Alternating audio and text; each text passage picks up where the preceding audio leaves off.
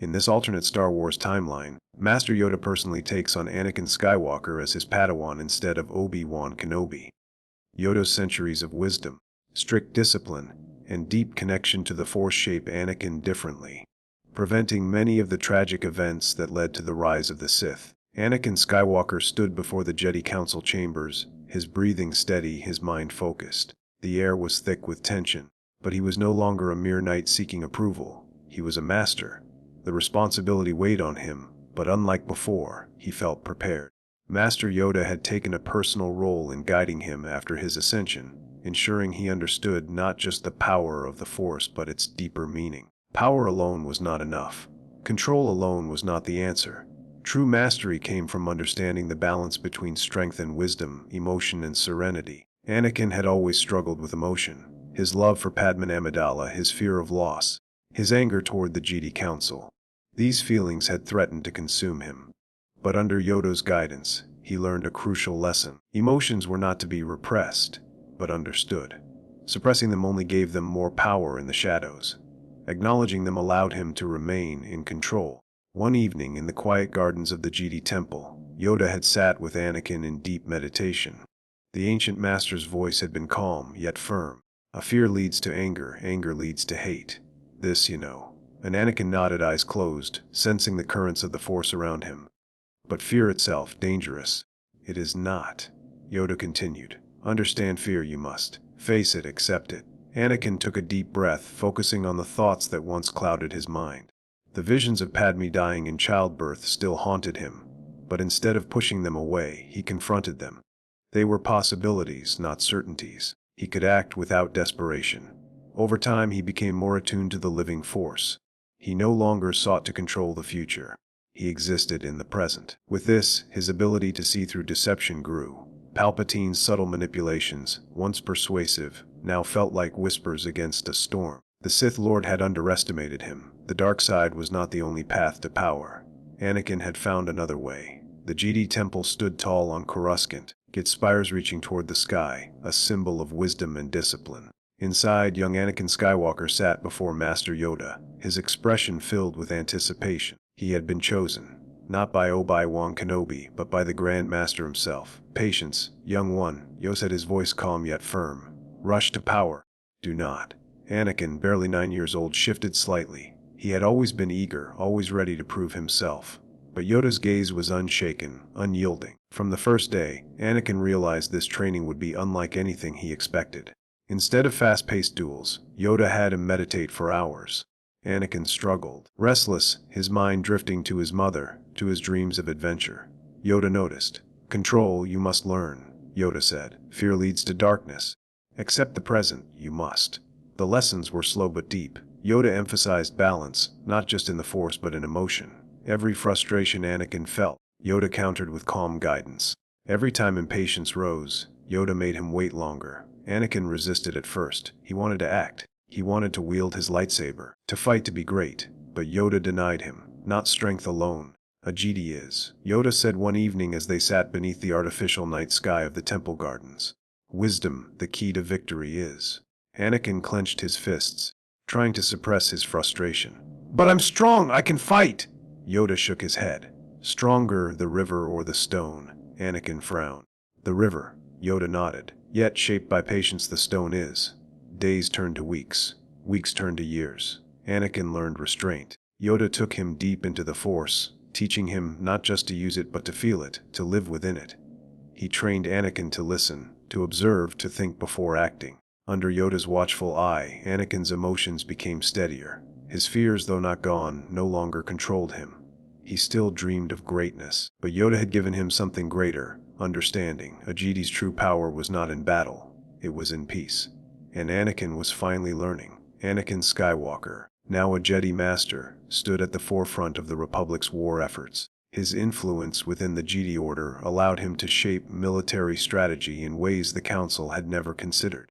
Unlike the traditional defensive tactics favored by the Jedi, Anakin believed in precision strikes, aggressive counterattacks, and preemptive measures to weaken the separatist forces before they could launch their offensives.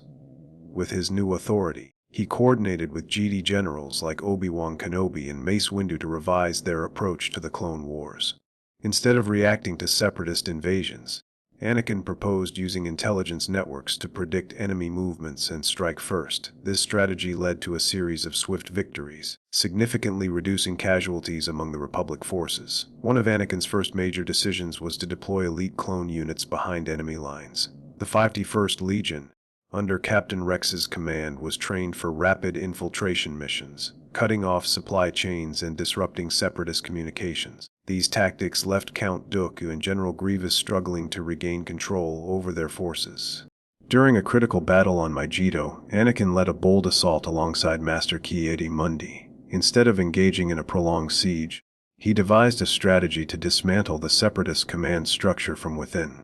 With a small team of Jedi and clone commandos, he infiltrated the enemy stronghold, capturing key droid commanders before they could issue counterorders. The result was a swift Republic victory, showcasing Anakin's ability to outthink his enemies rather than rely solely on brute force. However, his approach was not without controversy. Some members of the Jedi Council, including Yoda, worried that Anakin's tactics bordered too closely on Sith ideology, relying on aggression rather than patience. Anakin, though respectful of their concerns, defended his methods, arguing that the war required adaptability and the willingness to strike decisively. Despite the Council's reservations, the results were undeniable. The Republic gained ground faster than ever, forcing the Separatists into a desperate retreat. Even Palpatine took notice, praising Anakin's leadership, while subtly nudging him toward embracing greater control over the galaxy's future. As the war reached its final stages, Anakin stood at a crossroads. His success had given him influence beyond any Jedi before him. The question remained, how far would he go to end the war once and for all?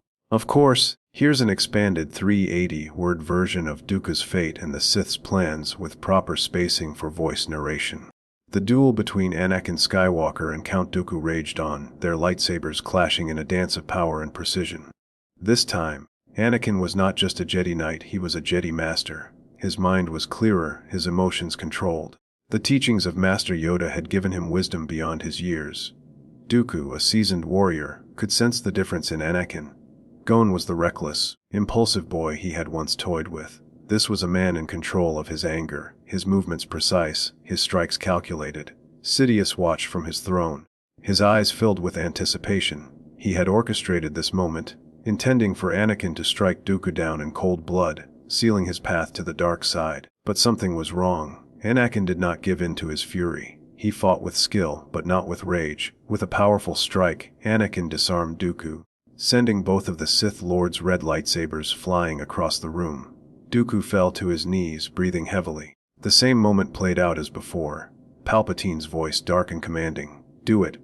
But Anakin did not move. His gaze locked onto Dooku's, and for the first time, he saw something in the Count's eyes. Fear. Not just fear of death, but fear of his master. Anakin turned to Palpatine. "No, he is a prisoner of war. He will stand trial." Palpatine's expression flickered for a brief moment before regaining its calm mask. "He is too dangerous to be left alive." Dooku, realizing what was happening, spoke before Anakin could respond. You're using him just as you used me." His voice was weak but filled with bitter realization. Anakin frowned. "What do you mean?" Palpatine stepped forward, but Anakin raised his hand, stopping him. Dooku smirked weakly. "I was once your age, manipulated by the same lies. Palpatine is Darth Sidious, the Sith Lord you've been looking for." A heavy silence fell upon the room. Anakin's mind raced. The war, the Jedi purge, the manipulation. It all made sense. And for the first time, he saw the truth. The Jedi Temple stood in eerie silence, unaware of the storm about to descend upon it. Anakin Skywalker, now a Jedi Master, felt a disturbance in the Force, like a shadow creeping closer, suffocating the light. His connection to the Force had never been stronger, and through it, he sensed betrayal before it struck. Across Coruscant, clone troopers received a transmission. The chilling words of Emperor Palpatine echoed through their helmets. "Execute Order 66. A moment of hesitation. Then blaster fire erupted. But unlike in another timeline, Anakin was not marching on the Jedi Temple to lead its destruction. He was standing inside, surrounded by younglings and fellow masters, already reaching for his lightsaber. Outside the temple, Jedi Knights fell under the surprise attack, their clone allies turning on them without warning. But inside, Anakin acted first. With a surge of the Force, he sent a wave of energy, knocking back the troopers who had just begun their assault. Masters Mace Windu and Shaak Ti ignited their sabers, standing by his side. Jedi younglings clung to each other, fear gripping them. But Anakin was not afraid, he was ready. "Barricade the doors," he commanded. The surviving Jedi moved quickly, securing the entrances. Ahsoka Tano, sensing the shift in the Force from afar, rushed back toward the temple, cutting through clone troopers with swift precision. Elsewhere, Obi-Wan Kenobi and Yoda sensed the betrayal as well. Yoda, standing in the halls of the Senate, felt the deaths of his fellow Jedi like thousands of voices crying out at once. He gripped his cane, eyes heavy with sorrow. But this time he would not flee. He reached out through the Force. "Anakin, how strong you are. Together we fight." On the temple steps, the clones regrouped, blasting through the barricades. Anakin and Mace Windu leapt into the fray. Blades of blue and purple cut through the wave of troopers. Anakin's strikes were precise, controlled, no longer fueled by anger but by duty. The battle raged on. But the Jedi were not so easily extinguished this time. Yoda arrived, cutting down clones with swift, graceful movements. Together, the Jedi held their ground. This was no massacre, this was war. Anakin stood beside Master Yoda, his heart steady, his mind clear. The Jedi temple lay in ruins, but the order was not broken. The darkness had crept too far, but it would end here. The two Jedi masters moved silently through the grand halls of the Senate, their presence masked by the Force. Darth Sidious awaited them. Cloaked in shadow, the Sith Lord turned as the doors hissed open. His yellow eyes gleamed with amusement, but beneath his confidence, there was caution.